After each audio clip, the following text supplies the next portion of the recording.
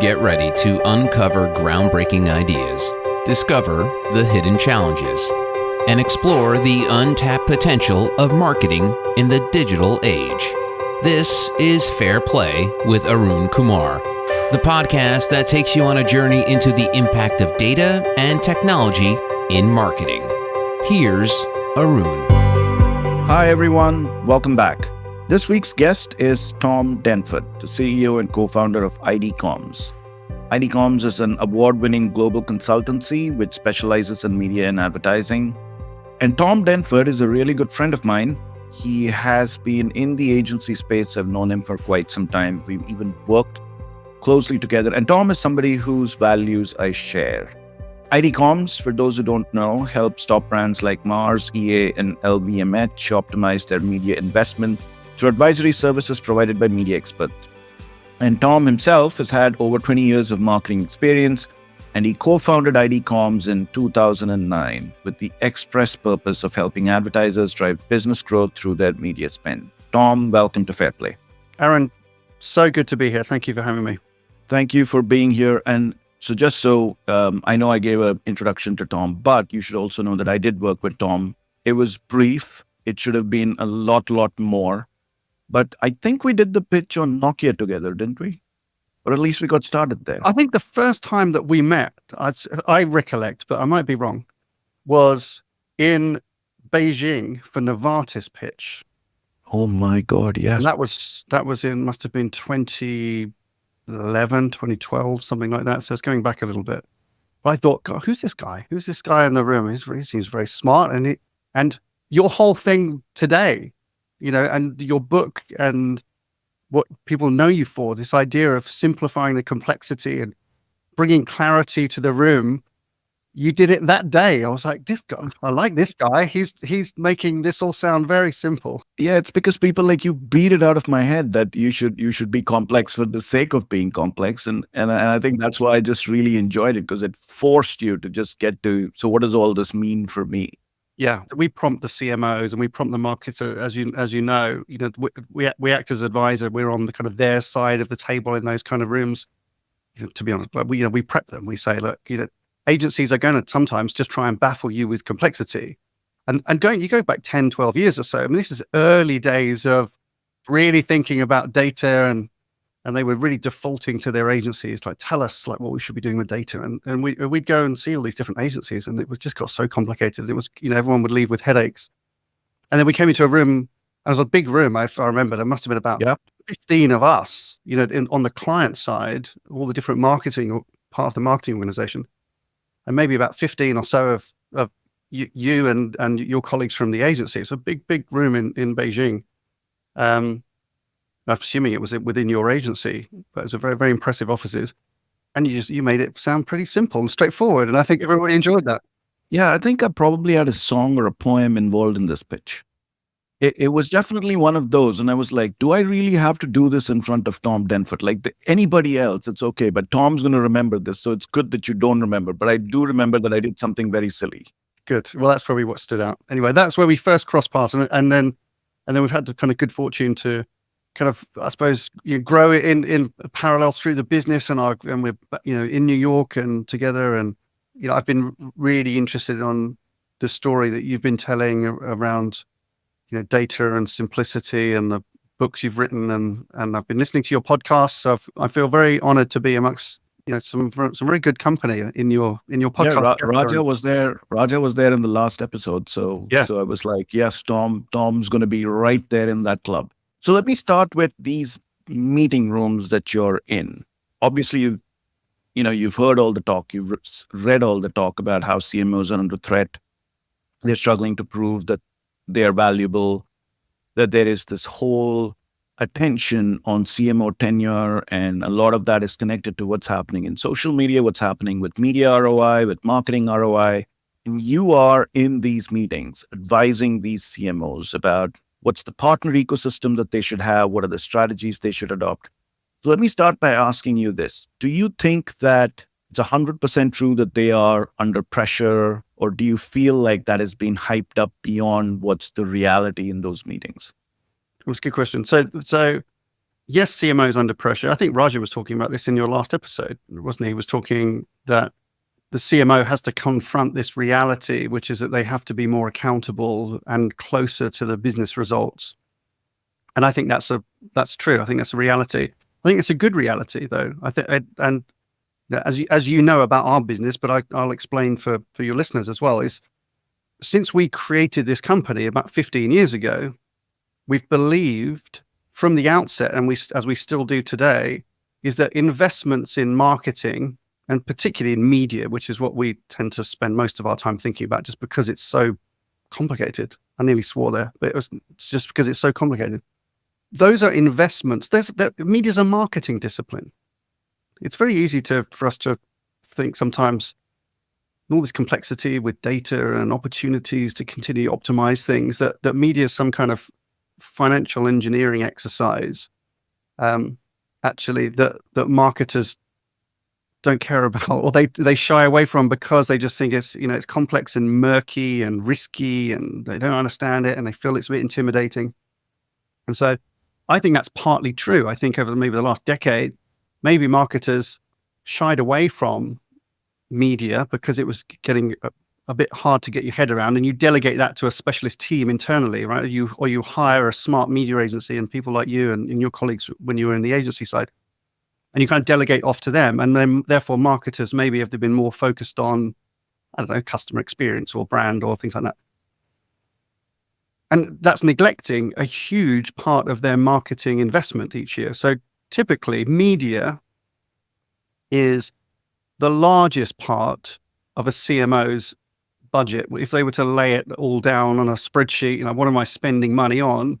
Most of that's going to be media. Not only is it the biggest marketing spend, likely, it's also likely to be one of the biggest investments, rather than we call it investment rather than spend, but it's one of the biggest line items of that company in its entirety. It comes up maybe second or third to, workforce or, plant or just core raw materials or something. It's often when I stand up in front of these marketing organizations, a really good little trick we play sometimes is that we ask them how much money they spend on their core raw material. So if we're a big jewelry company, for example, I stand in front of the CMO or the board of a jewelry company, and we ask them how much they invest each year in a precious metal.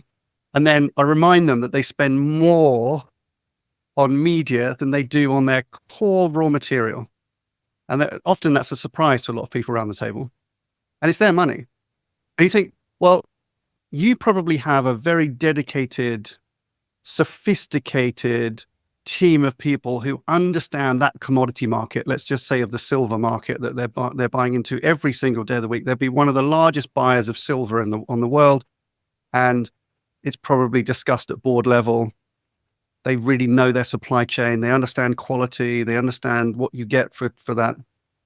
And so it's taken very seriously, this whole kind of governance framework around it. Well, you spend more money in media than you do on silver, this jewelry company's CEO.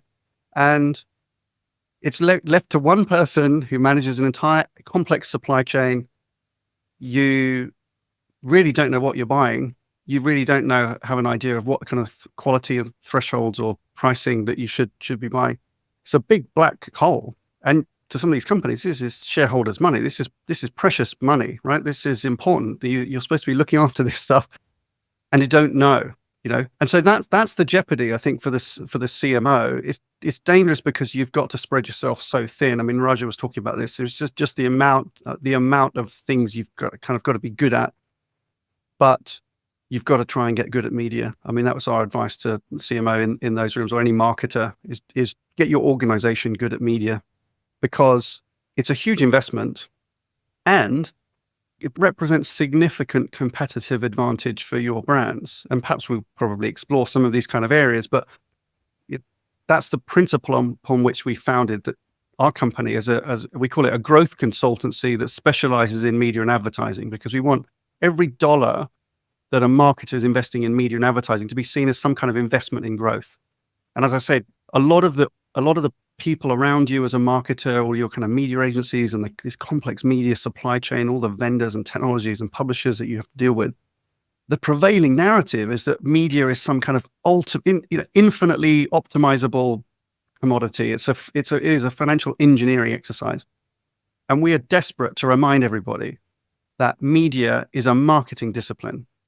And that if you work in media, it's not about spreadsheets and discounts and numbers and optimization as part of it, but you're investing in where brands show up in the world. Yep. So marketers, if I find that, we have a marketer, maybe I feel doesn't care, is not caring enough about your media. I take that quite personally, Arun, as you know. So you care about your brands. Your brand is probably the most important asset, and probably where you should, as a CMO, spend most of your time thinking about things. I mean, really, your long-term health of your brand is probably the most important thing, and you'll be judged on that. And you spend a lot of time thinking about your brand, and you spend a lot of time with your creative agency designing ways to communicate your brand. And then you just spend $1 billion distributing it without any care and attention to the world. And I say, you must care where your brand shows up in the world. You have to, and that's media.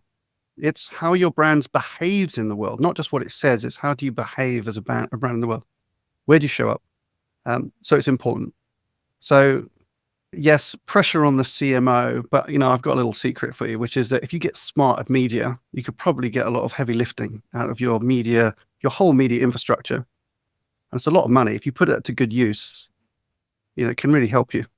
As you were talking, I remember your earlier podcast where you used to talk about how organizations should have a chief media officer. And this was way back in the day when we're talking almost, 10 years ago, when you started this whole idea of you need to have chief media officers because you need someone in your organization who can really drive that practice and treat it like a practice or a craft. And I think, and this is very, very odd coming from a data guy who's been immersed in science, but you'll be surprised at the number of times I've had colleagues or even clients throw big marketing questions at me just because I'm the data guy. And the data will only get you to a certain extent. And then you have to make a leap. And that leap comes through art and craft. And that's true media strategy. And in fact, if media strategy is done well, it really doesn't differentiate from marketing strategy because you're answering some of the most fundamental questions around what markets do I go after, what consumers do I go after, et cetera, right? And so it always used to be weird to me that we would have this media strategy discussion and then they would go into another room and have a marketing strategy discussion. And I would be like, but what's the difference? Like, I get it that you don't want to discuss channel plans, but channel plans are not necessarily where it all comes out. But one of the things I wanted to talk to you about was, shifting from the CMOs. The other part of the equation in the media landscape is the agencies. They're also under pressure, at least if you read the trade press. Have you seen them evolve? And I'm talking generally here, not specific brands, but do you see, where the CMOs are headed or where they should be headed in terms of using media? Do you see agencies at a point where they're starting to understand that need for growth and moving towards that space? Or do you think the gap between what the agencies are giving and what the clients should get is still quite wide? I think there's still a gap. The provocative thing to say, I suppose, and I'm not trying to intentionally be provocative, I'm just going to, I don't want to get you into too much trouble here, but listen, I don't work for any agency, dude. I can say anything I want about any agency. Don't worry. No, I know you don't. I was about to say, as you know, but I don't know, but we see, we see across the whole agency landscape, right? So we, as I say, we're in the room when agencies kind of come and they present to the marketer, and marketers kind of making choices about which agencies they want to work with. Generally, over the last decade, I would say agencies have kind of enjoyed the complexity of media and marketing and advertising. And the more complex it is, I think that's largely been the approach that agencies have taken. It's like, make it sound complicated and scary to the marketer.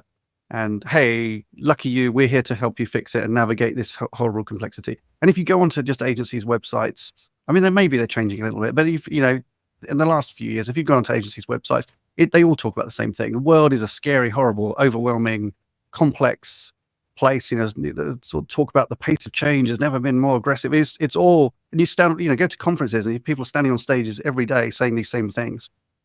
There's never been more change than there was today. So it makes the marketer's head spin. So I think, Roger's a great role model because he's for a lot of marketers, because he's able to step outside the room and just find the quiet and actually just trust his instinct to the marketer. And I think, a lot of good marketers are able to do that. So they've filtered out a lot of that noise now.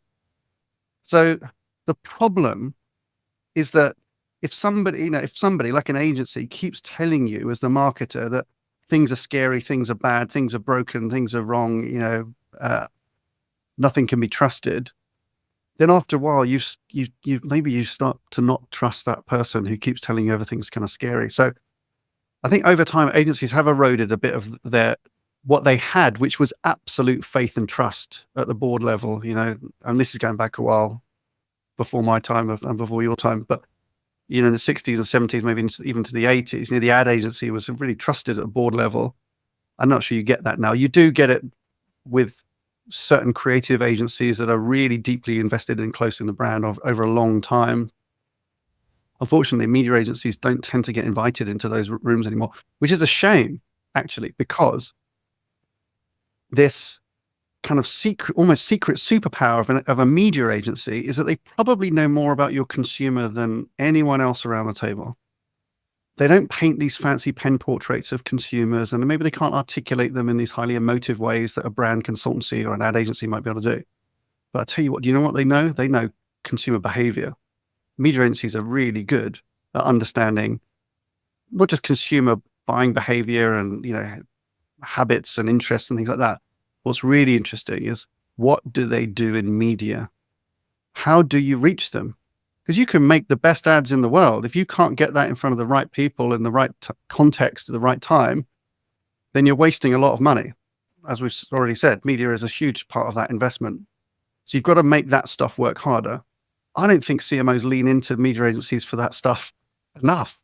If I was a marketer and I had my own media agency, the first thing I would be doing is just tell me what my customers are doing in media. Let's just try and really identify that. That's why we miss people like you in agencies, Arun, honestly, because the rooms get too complicated and it devolves into this complex science and algorithmic, optimization of everything. And you've got to sometimes step back and go, actually, what are we trying to do? It is, I know it's a cliche. It's a cliche because it's absolutely fucking true. Media is really simple. It's really simple, made complex by a lot of people who kind of maybe benefit and can make some money from that complexity. And marketers have to hire people like us to try and just kind of make sense of it all and simplify. Media is really pretty straightforward, right? You've got to figure out who your customers are, what are they doing, at what point in their lives are the right moments for your brand to actually have a role or show up. You don't need to be, streaming 24/7 to a customer. You don't need to be in every single break. I think you talked to Deborah. I've done my homework, by the way. I've listened to some of these episodes. Deborah Wall was talking about, capping frequency. Right? So why aren't we not just capping frequency? Wasting so much money. So just figure out who we're trying to reach at the right time and the right moments to reach those people, and then get the media agency to kind of help you understand that because they've got all the data. Part of that also, Tom, is because I think while you're saying it's simple, I think what it is simple, but it is quite a rewarding experience if you approach it that way. Because while it is simple, it's not easy to do because you still have to pour through a lot of the data that comes out. And I always think that we miss the woods for the trees because we're so deep into the trees looking at every single piece of data that we've forgotten what the overall picture is. And also, I think that the other thing which I sort of don't understand now that I'm out of the whole rat race is every single middleman or middlewoman in this entire process has opened a different channel. It's like a lake trying to go to the sea. And we've got all these small little rivulets which are all barricaded in various different ways. And suddenly the interest is focused into how each of these rivulets behave and how do you maximize the most within each, that you've sort of forgotten the horizontal story. So I think it is very simple when you step back and you say, actually, I'm just trying to go to the sea. And why is it that I'm taking 2 million different routes to get there and trying to optimize myself out of existence? And by the way, well, everyone says media is optimizable. The reality is those same middlemen have made it unoptimizable, which is you can optimize within it, but you can't optimize across it. Where we spend a lot of time, and I enjoy these discussions because it kind of puts me back into being a media planner like years ago. I love the craft of planning and thinking of media as a marketing and a discipline that supports a brand. The work we do now on a consulting level is removed really from those executional decisions, but we keep it quite simple. I mean, what our proposition to the marketer is pretty simple because we're led by them. Firstly, we're led by what typically our customers need. So I think that's quite good marketing. You listen to your customers. What do they need? And marketers typically come to companies like us with 3 questions. That's what we say. We just really have to optimize ourselves against these 3 questions. The first question that they typically ask is, how good are we at media, like internally? And their ambition here is, we want to be the best at media in our category. Normally, that's what they say, and I'll put that kind of in brackets. But typically that's what we try and manage their expectations. It's like, first try to be the best airline at media, or be the best, insurance company at media. Like, just look at your competitors and let's just use those as a kind of reference point.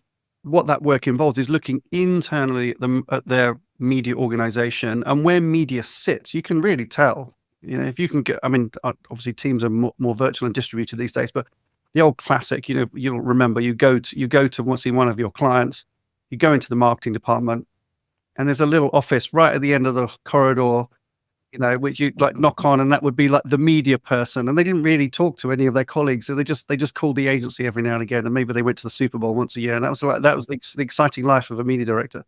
Now, media is often, in good organizations, it's a real heartbeat of the marketing, certainly the marketing communications organization, because it's got this consumer insight.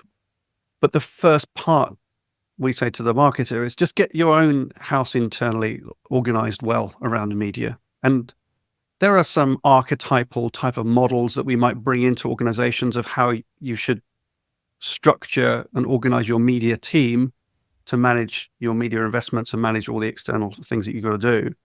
And we look at the people and the structures and the workflows and the technology that they're using, all these kind of things. But that's typically the first question. How can we be the best in our category at media? And that's often the first job. So you've got to do that. And we do that in the knowledge that then everything can start to flow better. Or then by the time you get down to execution, you're making better choices. And it's got to start with the CMO. So, as I said, with the CMO that's kind of ignoring media sometimes, or they bury their head in the sand, or they just delegate somebody else. I'm like, you've at the very least got to tell your organization that media is important. Okay, so just change the narrative. Because at the moment, your marketing organization thinks media is some commodity that gets delivered on a truck, and they just want to buy as much as they can for the cheapest possible price. And it's doing your brands a disservice. So if you could just stand up at some point and say, okay, I care about media, everybody. And secondly, media is important and it's an investment in our brands. Okay, I'm done. Thank you very much, CMO. Great. Go back to whatever you were doing before. That really helps. It really helps. It tells that organization that actually media's important. It's not a financial engineering exercise. You're a marketer. If you're a media director, you're a marketer. You deserve to be part of it, and you should care about brands. So anyway, that's the first question. Second question is, once you've got your internal organization kind of, all fired up behind media. Secondly is, are we working with the best agencies and other external partners? So we kind of look at the internal org like it's a scope of work, like, okay, what are you actually going to do? An internal media organization should do the things that they're good at. It sounds obvious, but that's not always the case. Do things you're good at and delegate off externally, outsource things that somebody else could do better than you. That's a good rule of thumb. And the things that internal organizations are quite good at is that they've always got more information. because you'll know, like when you were on the agency side, your clients, there's always stuff that they're not going to share with you. Right? There's always things they're not going to tell you. And if they do share with you, it's going to be last week's data, not today's data. So they've got more information. So in theory, they can make better, faster decisions. And that is all about being the best in your category at media. Better, faster decisions is really what media now is kind of come about. It's not leveraging your scale to get the cheapest possible commodity price. It's about making good, quick decisions that are sensible based on reaching the right people at the right time. So you've got this kind of scope of work developed internally. Then what external resources do we need to place around that to make a really effective team? A combination of your internal media organization combined with some great agencies and other partners externally. And so through that's where we run these pitches for agencies to work with brands, or brands looking for agencies. But it's also wider now. It's technology, some ad tech suppliers, sometimes direct vendors, other partners. But that's asking that second question: who do we need around us? Who are the right external partners, and how do we work with them in the most productive ways? Because you have to set those things up correctly for those relationships to be really productive as well. That's the other thing. And the third question is, where's all my money going? Simple question, because honestly, that's probably the most frequent question. So, I've got this great team internally. I've got these amazing agencies. I don't know what am I buying? I don't know what I'm buying. Where's all my money going? What do we get for our money? So, because we have a whole analyst team that starts to track all the money through the system nowadays, which is super helpful. So it tells the marketer actually where their money went. Did they get what they intended? In the old days, when you put an ad in a newspaper, eventually somebody would ship a copy of that to the agency, and you'd have the cutting somewhere. Yeah, there would be a bunch of interns somewhere with some scissors, like cutting all these things out, and you could kind of see it, right? So in a lot of ways, media was a tangible commodity-ish. I mean, you could see if an ad ran on TV, it went out at the same time to everybody around the world. That's what it felt like. And you could get a report on these kind of things. Now you can serve millions, hundreds of millions of impressions, these opportunities to connect with an audience. These are really powerful moments, maybe highly personalized, but there's so many of them, you can't possibly know for a fact whether these things happened or not. And so you just have to start to look at patterns within these things. What falls within certain quality parameters? What are the guardrails? If we do care, if I've managed to get the CMO to care about media, if we do care where our brands show up in the world, then let's decide what are the kind of best appropriate places. Where do we want our brands to be showing up? And where would it show up that would be a problem for us? And actually, you're making a good segue into another thing, which is closely related, which is one of the reasons why the CMOs are under threat is because they can't prove what their marketing investment is getting the company. And ironically, for that, you need to know where your media is placed and what it's getting you, because it's such a large part of what you're investing in.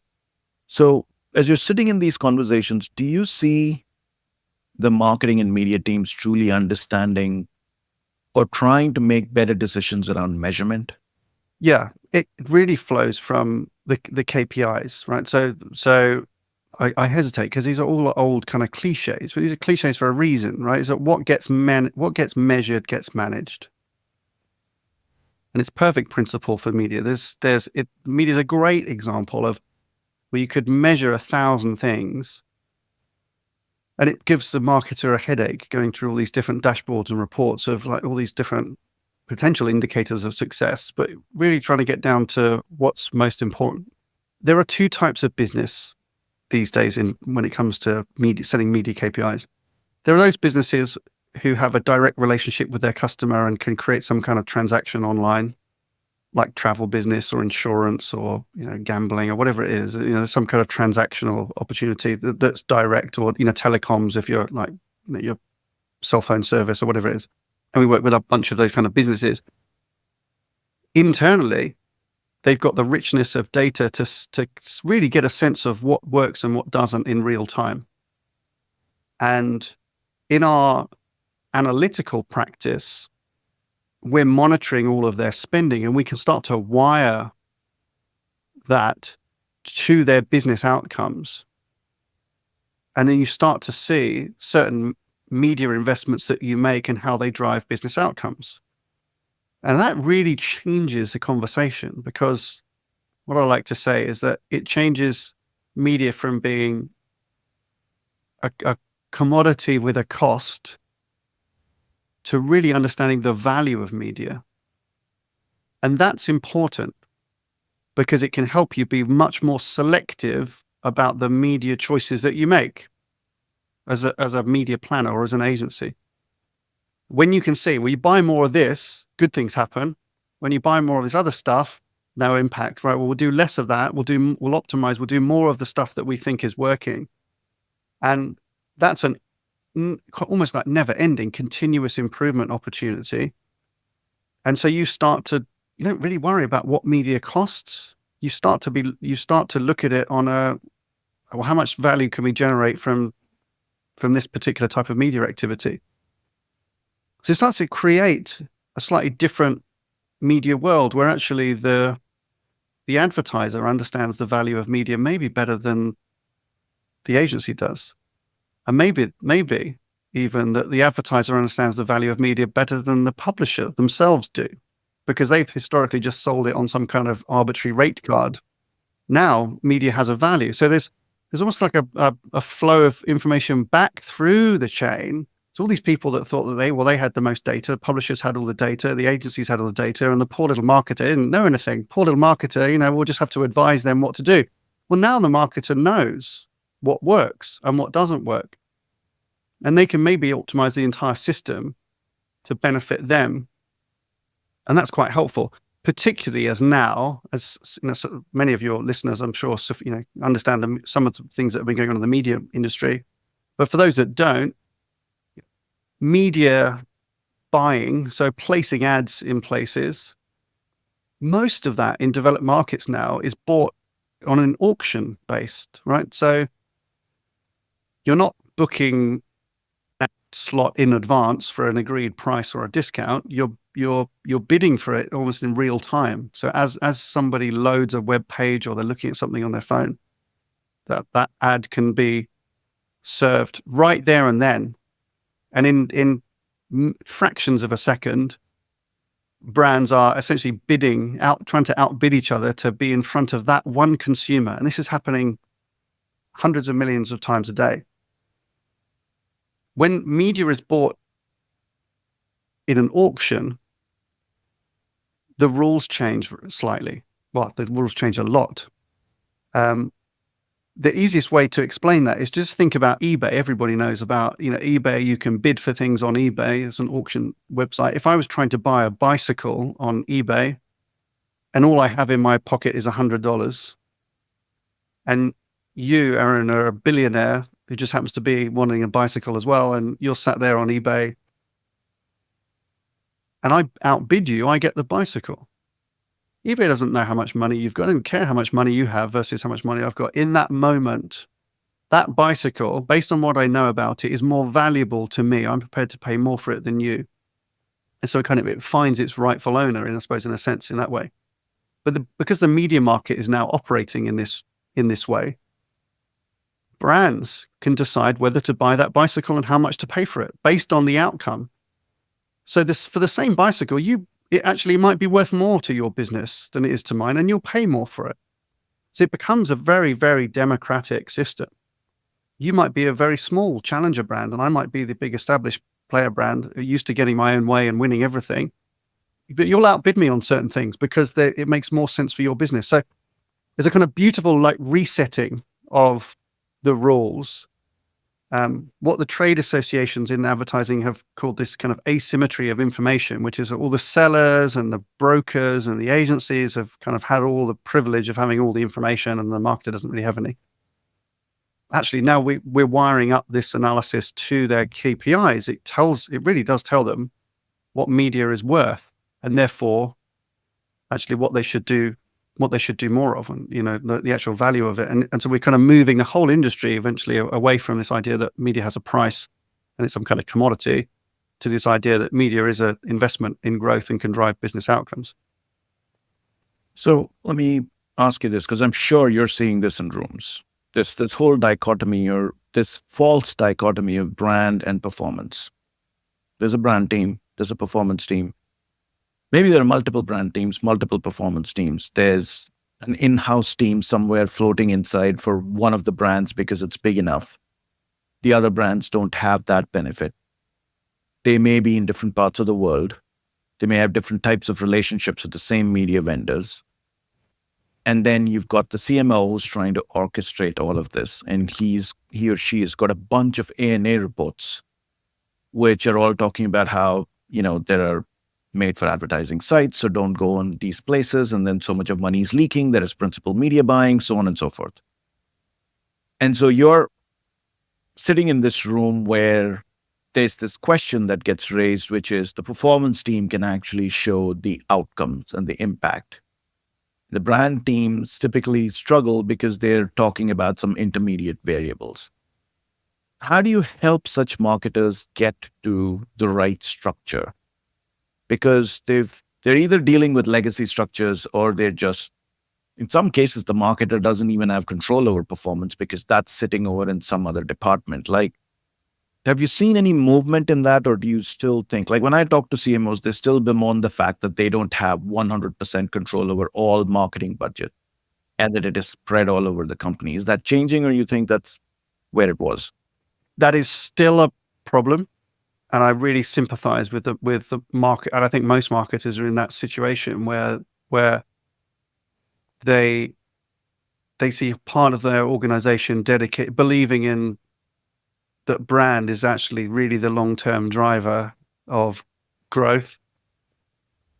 But there's short-term sales performance, and culturally they're like oil and water. It's very difficult for those two ideologies to sit together, to be fully integrated. It requires the CMO to be the glue between those. There's no natural algorithmic kind of solve to this. It's not. It's like trying to say, well, how do chemists and physicists relate to each other? There probably is some way, but you kind of need somebody who really can sit across both and just encourage the organization to respect the fact that we need to do both things. It's not a question of either and or, and it is an and it's the only person that can really say and is the person that can sit across those things. So it's right, I think, for CMO to say, obviously they think that they should sit across those things, but somebody should. It's true, I'm sure, in many organizations that maybe the CMO is a bit more brand focused and less performance focused, and so therefore they might have a kind of skew one way or another. In some organizations, maybe it's the inverse is true, is that they're more performance minded. I think it's then falls in responsibility in the hierarchy of a CEO to appoint a CMO who, if it's right for that particular brand, is somebody who can bring those two parts of the organization together and inspire people to understand that long-term brand building is the driver of growth. And without it, you're going to be very vulnerable, but you also don't ever want to miss a sale. And so you've got to catch people in the right moments. The way you measure these things is different, but that's okay. It doesn't have to boil all the way down to like one single common denominator. They are two disciplines. There's an art and a science to this. That's why we all like working in marketing. If it was one or the other, we'd be too far, polar extremes. This is the unresolvable, beautiful tension in marketing. Really, it's the CMO's job to find the perfect equilibrium. And I think if a good CMO can find that, motivate both parts of their organization, both sides of the brain, to work more harmoniously together. So it's not really an answer for you, because I don't think there's an answer to it. I just think as a CMO, you've got to just kind of take responsibility for it and lead these two parts of your organization. There are some basic frameworks that say, you should spend X amount is a ratio to performance to brand. And those are all sensible pieces of research, and they stand up. So you can follow those theories. But a lot of it, so much of what we talk about with marketing organizations is just reminding people that it's a human pursuit. We're blessed with all of this data and all this information, all of this technology. We're not really any smarter than we were 10 years ago. Don't say that, Tom. That I'm relying on that stuff to get me my next job. But we're not intellectually more superior than we were a decade ago. We just have a lot more information, and it's easy to kind of start, I suppose, to feel a bit intimidated, like, oh my God, we should be better. But you just got to look at the performance of businesses over the last 10 years. There's been no explosion of business growth over the last 10 years. We've had all this amazing information and data and tools and technology and all these amazing insights and resources. Are businesses performing better than they did before? No, not really. Maybe it's more competitive. It's a big old headache for a marketer. But I think you've got to lead people, so all of this stuff has to be humanized.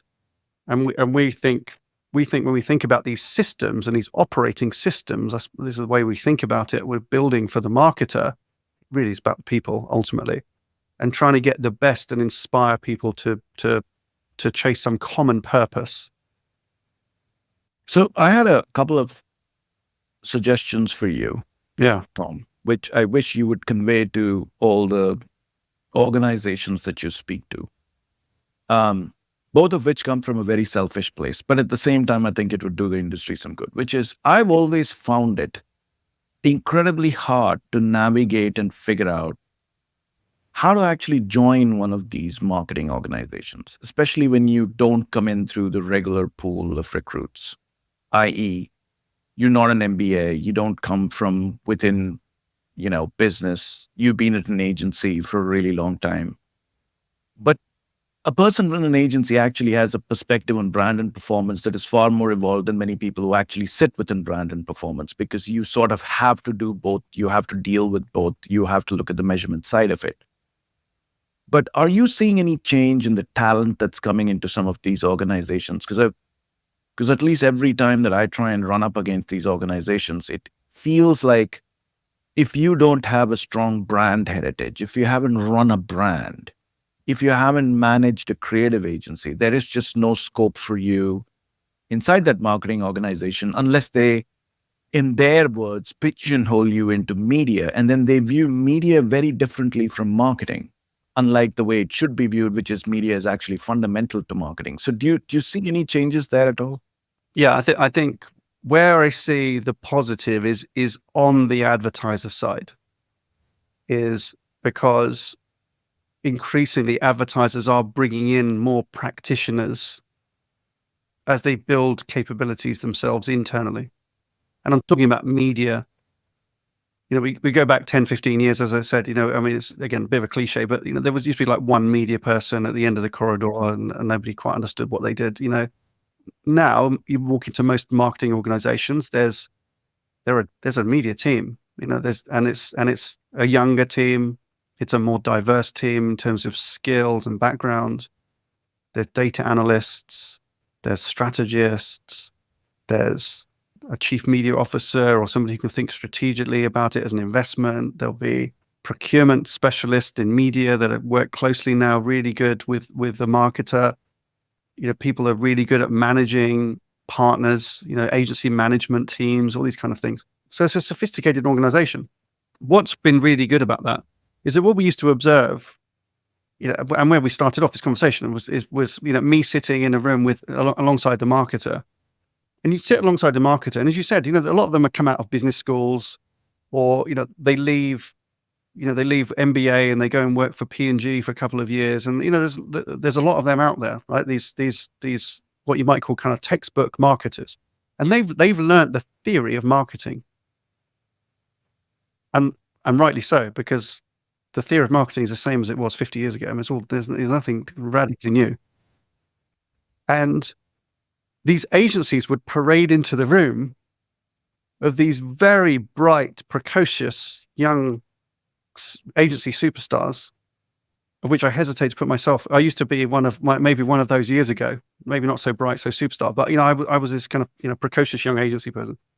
And they talk to these marketers as if they've just invented marketing. They talk to these like properly trained brand marketers, and they're talking to them about, the key to good marketing is like, optimizing some media outcome. Well, it's not. So there's a lot that in an agency world that you just don't know. There's a lot that I've learned in 15 years being outside an agency, working with marketers, realized how little marketing I really knew. There are slides of shame which are flashing past me, and now that I'm out of an agency and I've sat with a couple of clients, and when they review those slides of shame, oh man, the way they literally like rip those slides apart, I'm like, I'm never going back and writing those slides again. Right. It's tough, and I've been there. I mean, you and I've been there, within agencies presenting to marketers. And so what we used to observe is that there was this kind of bridge. There was this gap. I mean, years ago, I had this idea because I just thought we kind of need a solve for this. We need some kind of education program that brings closer together, on the one side, the textbook academic marketer who knows all the principles and the right foundations and the principles of marketing, but maybe they don't understand the dynamic marketplace and maybe the realities of actually implementing advertising or communications today, but they're grounded in the principles. And then you've got these brilliant practitioners in agencies who really understand the energy in the marketplace and how, they really can think they can actually be hugely valuable. Like, how my brand's going to show up in the world. This is really important stuff. Like who are the valuable partners? What consumers doing in media? But they're not connected. There's no bridge between these two kind of knowledge bases. And really the beauty would be in combining these two things perfectly. You'd think that it would be easier to then therefore go train agency people and root them in marketing principles, but that's never happened. So I don't think I'm not really aware that agencies have really ever invested in giving their people marketing. So we still see people standing up in these presentations talking about, contextual placement as if it's like a new thing, right? You think, well, people were doing that before I was born. I mean, people were putting ads in newspapers around relevant contextual stories. It's not some new high-tech practice, right? But I mean, it is a shame. I love a good cringe every now and again. I enjoy that. But you can't talk to a marketer about contextual placement. I mean, they understand it probably better than anybody. So there's that misunderstanding. But what we're seeing instead is that now these marketing organizations, they are hiring these very smart young practitioners into their own organizations. Now, that's a warning sign for the agency, and this ongoing trend of what's been called in-housing, but we don't really call it in-housing because I feel like that's like some zero-sum game, like the agency's necessarily lost, so they haven't. But the marketer is building capabilities internally appropriate for the scale of that investment. And now what we're finding, if you go into a marketing organization, is you've got these well-trained business school marketers who may be brand managers at P&G or any other company, sitting next to data scientists and maybe even programmatic buyers.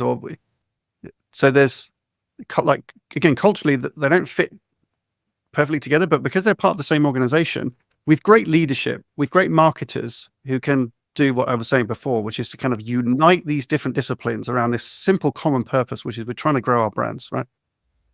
That they learn from each other through osmosis. So I think within marketing organizations, really exciting is happening because oil and water is mixing, is being really shaken up. And those are almost like self-contained little perfect marketing organizations. The risk for anyone outside of that, so i.e. externally agencies or technologies, vendors, publishers, is that you're going to have to be very, very good to be part of that party. Because the marketer, we say that, the marketer went over the last decade has gone from being the dumbest part of the supply chain to the smartest part of the supply chain. And everybody should beware because they've invested in really educating themselves. They're not perfect yet. As I say, we still find media neglected, not quite treated as the investment it should be. It's still treated by a commodity, but that's the movement of travel, is that talent is getting better inside organizations.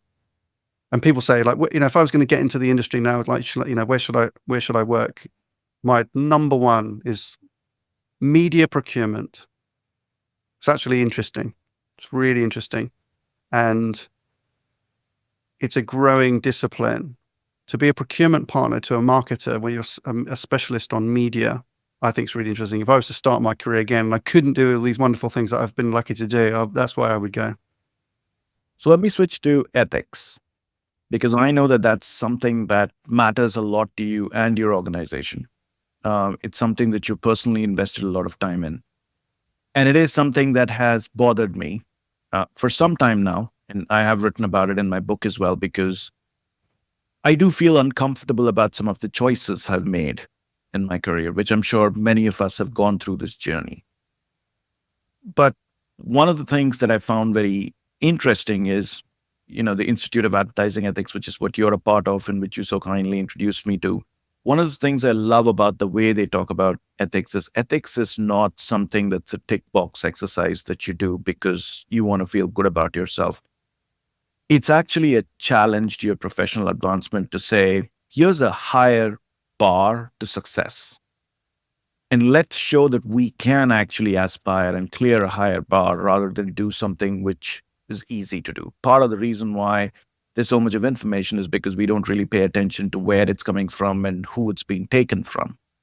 What's your view on the way ethics is received in this industry and what we need to do better? Like if the listener is someone who's just 26 years old, going into work in this media agency, one of the arguments they give is, hey, I'm a little bit powerless here. I can't really stop principal trading. I can't stop what's actually getting reported, etc. But what do we do daily that makes us more, not just ethically better, but also makes us better professionals because we can aspire to and clear higher standards? Yeah. Well, listen, I appreciate the question. As you say, ethics, I think, is a really important part of the work that we're doing. And I'm very proud to sit on the board of the Institute for Advertising Ethics, which is an organization really just promoting the adoption of ethical standards in the advertising industry. And the ad industry, for maybe those people not aware, is not regulated. There are regulations about what you can put in an ad, but it's not highly regulated. Certainly the media buying part of it is really hardly regulated at all. And there's a pretty good argument to suggest that it should be regulated, actually, because it can't self-regulate very well. And it's a big global industry, advertising. And most professional industries have some established code of ethics. And that's not just that something's written on a piece of paper somewhere, or maybe in someone's office, it means something. It's just that when you enter a profession like the law or accounting or finance or medicine or whatever it is, and I'm not saying that we're messy as grand as these grand professions, but just, so listeners would understand, if you go into some of these professions, from day one, you are told that there is a ethical standard that you uphold. There's also these industries are regulated as well, so you have to abide by the industry regulators. But the word ethics, you hear that, it becomes a part of conversation. Most owners of law practices or accountancy practices or doctor's surgery or hospital, whatever, they will tell their people that they have to maintain, they have an obligation to certain ethical standards. I've worked in advertising for over 25 years. And I can tell you, for the first 20, I don't think I ever heard the word ethics. Genuinely. I wouldn't even know how to apply it.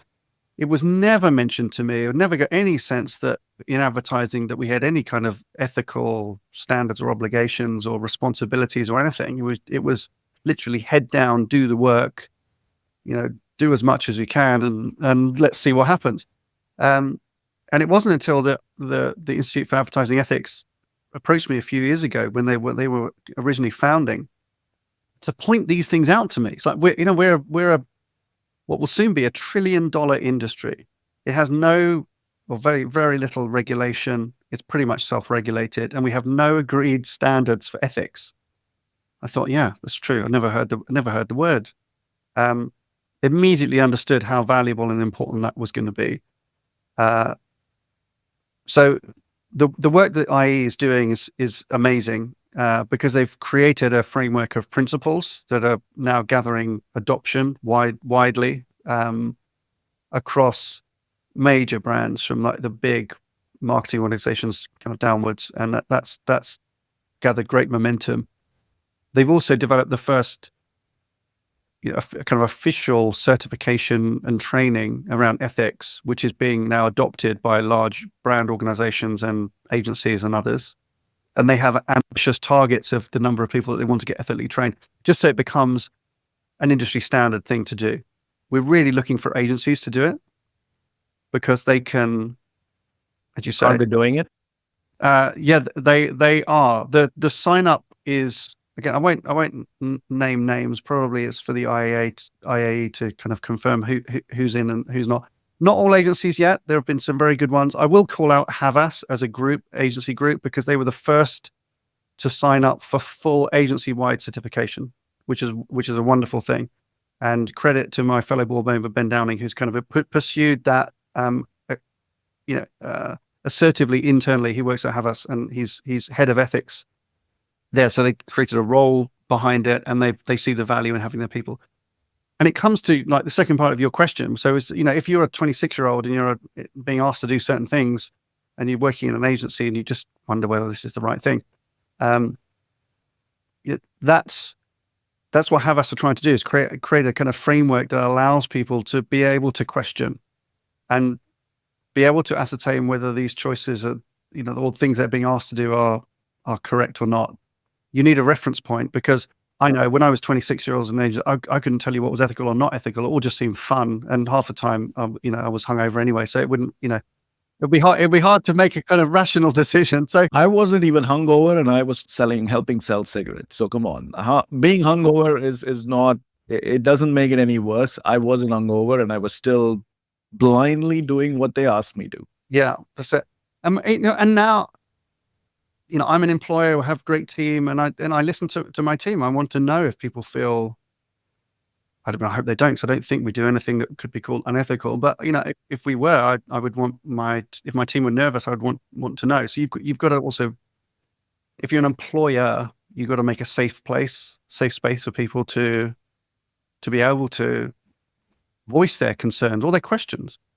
And if you're an employee, if you're part of a team, what we hope is the IAE is that you start to make choices. Maybe you're going to go and work for those agencies that have signed up for ethical training, and they do subscribe to the IAE's ethical standards and code of conducts, because those are signals perhaps of a good quality employer that's going to give you those safe spaces to work within ethical boundaries. They might even go so far, as Havas have done, to train you on those things. So that's really good. But if you find yourself a little bit conflicted, the first, I would just say, go to the Institute of Advertising Ethics, because if you're not sure, they will give you go onto their website, all the principles are laid out, and you can start to think, actually, is what I'm being asked to do here, does that sit comfortably within this framework of standards? And if not, then someone at the IA might be able to help you resolve that. Or go kind of lobby internally, tell your line managers, I think we should have training on ethics. That would be a great thing to do. Yep. So the last topic, which I've saved for the last, only because there's so much other great stuff, and because this topic that I'm going to talk about very briefly is something that you've probably heard ad nauseum. But the perspective I needed from you on AI was, as you sit in these meeting rooms with your pals, the CMOs, how are they viewing AI? Do they see it purely as, this is just going to help me drop cost? Please tell me that they have a more thoughtful approach than what we as an industry had towards programmatic, which was cost, let's just do it. Like, my biggest concern is that AI in our industry is going to go the same way that programmatic did, that it ended up becoming a weapon for all the wrong reasons, and all the right ones just, sort of faded away, such that it became, there was a time when programmatic meant you were smarter, more effective, more efficient, and now programmatic sort of means fraud and bot and MFA and God knows, principal trading and all of that. What's your take? Is AI headed that way, or do you think that we'll not make the mistakes of the past? I'd like to, I'm an eternal optimist, so I'd like to believe that we learn from our mistakes of the past, but I fear that may not be true. No, I'm seriously. I think marketers are very cautious about AI, and they know it's like most things. They're kind of overestimated in the short term and underestimated in the long term. And I think AI is a perfect example of that. It's not just overestimated in the short term. I mean, it's kind of maniacs going crazy with hype right now, and agencies have kind of fallen into that trap. Is that they know that marketers are going to be interested in AI, and agencies have continually got to reinvent themselves, and they've got to make sure that they're relevant to their marketer clients. So if they think the marketer is anticipating some kind of AI impact, then they all have to weaponize themselves in like AI capabilities. So they've got something to talk about, which is fair enough. Where we see the good application of it on the agency side is really much more in the kind of back end process. The opportunity to, within all companies, so it's not exclusive to agencies, but the opportunity in all companies to remove some manual and repetitive labor, and that's AI in its automation terms, which is just doing things we currently do, but doing them better. Agencies can definitely apply that. I'm straying into like other broad topics here, but advertising and media agencies typically do not need to be big glass office buildings downtown in metropolitan centers full of expensive humanities graduates. It's a slightly luxurious resource. It has been for brands. Agencies don't need to be that anymore. I mean, it might be sad because I've got some nostalgia for those kind of days, as I'm sure you have, but that's not what agencies are anymore. The idea of agencies being in the most kind of expensive real estate in like major cities is kind of silly, really, because it can be so highly optimized, and so much of it is kind of transactional, and it can be outsourced, offshored, whatever. It can be a global marketplace. Doesn't have to be in downtown Manhattan, for example. So AI is going to accelerate that, I think, which is the agency CEO really thinking, what are the core functions and practices? What are my lines of business? What can be greatly impacted through AI and technology and other automation? That's where it's going to have an impact. This idea, I mean, I've seen people on stage in the last 12 months, agency leaders talking about how AI will transform marketing and transform brands and transform business. That's undoubtedly true, but it's not going to be from an agency. It's not what an agency says that's going to transform business. So the brands themselves are conservatively looking at it and I think underplaying it. Agencies tend to be over probably playing the impact. Where the value is going to come from is on the process stuff, and also production. That's the other thing where we can really immediately see leaps forward is enabling brands to communicate ideas do things that they couldn't do before, either because it was impossible for humans to do those things, or they never would have the budget to be able to do that. Correct. So again, it's all just democratizing. Suddenly a small brand can create epic ads using AI that maybe in the past only big brands would have invested $1 million to make that kind of Super Bowl ad. Now anyone can make a Super Bowl ad, basically. So that's quite fun from a creativity perspective. There's now a new race on creativity. On media, it'll be more an optimization play.